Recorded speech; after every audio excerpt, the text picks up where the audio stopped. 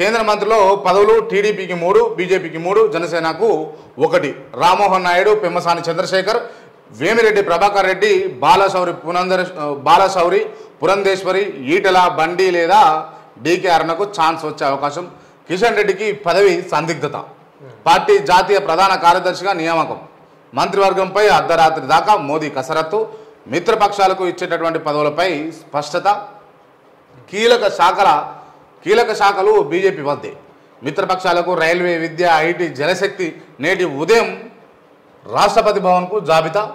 ఈరోజు రాత్రి 7:15 మోదీ ప్రమాణ స్వీకారం చేసేటటువంటి అవకాశాలు ఉన్నట్టుగా మనం ఇక్కడ వార్తా కథనం అయితే చూస్తూ ఉన్నాం.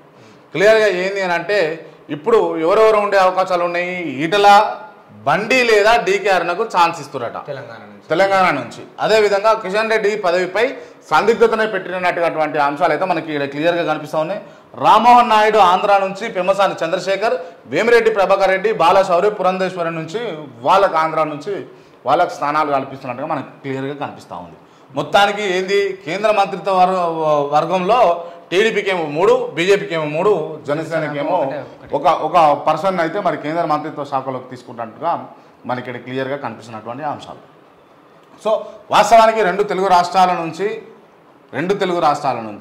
కేంద్ర మంత్రిత్వ శాఖలో ఉండడం అనేది చాలా హర్షించదగ్గ విషయము. తెలుగు రాష్ట్ర ప్రజలు ముఖ్యంగా ఇవాళ 7గురికి 2 తెలుగు రాష్ట్రాల నుంచి 7గురికి అనేది చాలా గొప్ప విషయం. అంటే గతం కంటే పోలిస్తే ఇప్పుడిప్పుడే తెలుగు రాష్ట్రాలకు కేంద్రంలో కొంత ప్రాధాన్యత ఎక్కువ ఇస్తున్నట్టు అనిపిస్తుంది.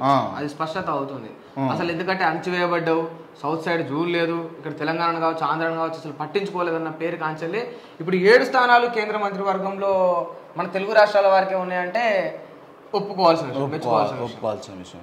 ఇంపార్టెన్స్ ఇవ్వాలి కదా. మోదీ ప్రమాణానికి అసాధారణ భద్రత. ఢిల్లీలో హై అలర్ట్. డ్రోన్ సంచారం నిషిద్ధం. నేటి ప్రమాణ స్వీకార వేదిక రాష్ట్రపతి భవన్. పరిసర ప్రాంతాలన్నీ కూడా ఎన్ఎస్జీ ఆధీనంలోకి. G20 తర్వాత మళ్ళీ ఆ స్థాయి ఉక్కు రక్షణ. ఇప్పటికే ఢిల్లీకి దక్షిణాసియా దేశాధినేతలు అని చెప్పేసి అయితే మన వార్తా కథనం అయితే కనిపిస్తూ ఉంది.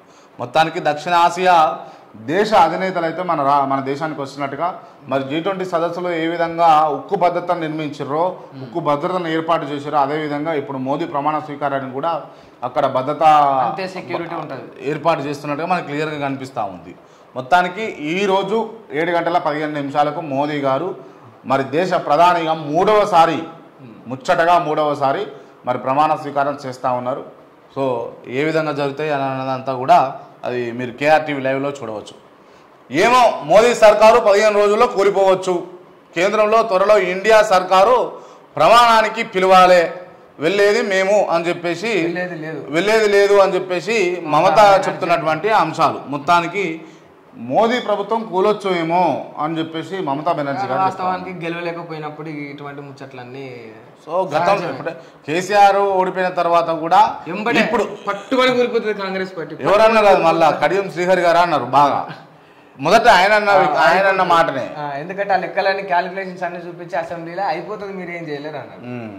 అన్న పార్టీనే ఏం లేకుండా చేసేసారు. నీట్ మార్కులపై కమిటీ 4 సభ్యులతో ఏర్పాటు చేసినటువంటి కేంద్ర విద్యాశాఖ 1500 మంది విద్యార్థులకు గ్రేస్ మార్కులపై సమీక్ష. వారంలో కమిటీ నివేదిక.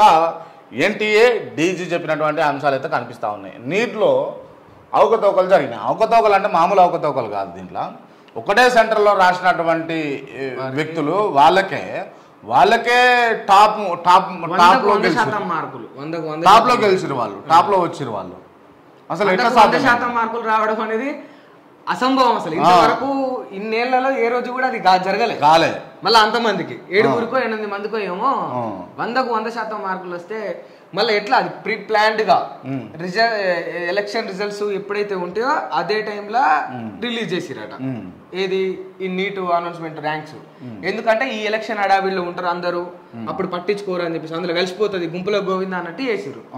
ఏం దొంగతనం చేసినా లంగతనం చేసినా ఇప్పుడు దొరకకపోతుండొచ్చు, కానీ రేపు మాకు బయట పడుతుందిగా. ఈ నీటి పరిస్థితి కూడా గట్లే. ఆరోగ్యశ్రీలోకి ఎంజియోగ్రామ్ కొత్తగా 65 చికిత్సల విధానాలకు ఆమోదం. ఆయుష్మాన్లోని 98 చికిత్సలకు కూడా. అదేవిధంగా పెద్దపల్లిలో కోకా కోలా పరిశ్రమ 700 కోట్లతో ప్లాంట్ ఏర్పాటుకు సిద్ధమని చెప్పేసి మరో వార్త చూస్తూ ఉన్నాం. మొత్తానికి ఆరోగ్యశ్రీలోకి అట ఎంజియోగ్రామ్ చేస్తారట. ఎంజియోగ్రామ్ను కూడా ప్రవేశపెడతారు. ఆల్రెడీ 98 ఉన్నాయి కదా, ఇదొకటి కూడా యాడ్ చేస్తామని చెప్పేసి అయితే చెప్తున్నటువంటి అంశాలు అయితే కనిపిస్తూ ఉన్నాయి. నేడు గ్రూప్ 1 ప్రిలిమ్స్ పరీక్షకు హాజరు కానున్నటువంటి 4,03,000 మంది, రాష్ట్ర వ్యాప్తంగా 897 పరీక్షా కేంద్రాలు, ఉదయం 10:30 నుంచి 1 గంట దాకా, అరగంట ముందు వస్తేనే అనుమతి అని చెప్పేసి టీజీపీఎస్సీ చెప్తున్నటువంటి అంశాలు. టీఎస్పీఎస్సీ కాస్త టీజీపీఎస్సీ అయింది. టీజీపీఎస్సీ కావడానికి, టీఎస్ కాస్త టీజీ కావడానికి సందర్భం వచ్చింది కాబట్టి చెప్తా ఉన్నా. 2,771.1 కోట్ల రూపాయలు ఖర్చు చేశారు మొత్తానికి. తెలంగాణ తల్లి స్టాచ్యూ కాంచెల్లి ఈ టీజీ నుండి టీఎస్ నుండి టీజీగా పేర్లు మార్చడం, బోర్డులపైన పేర్లు మార్చడం కోసం 1 కాదు 2 కాదు మిత్రులారా, 2,771 కోట్లు, సుమారుగా 3,000 రూపాయల కోట్లు మరి మన రాష్ట్ర ప్రభుత్వం వెచ్చించింది.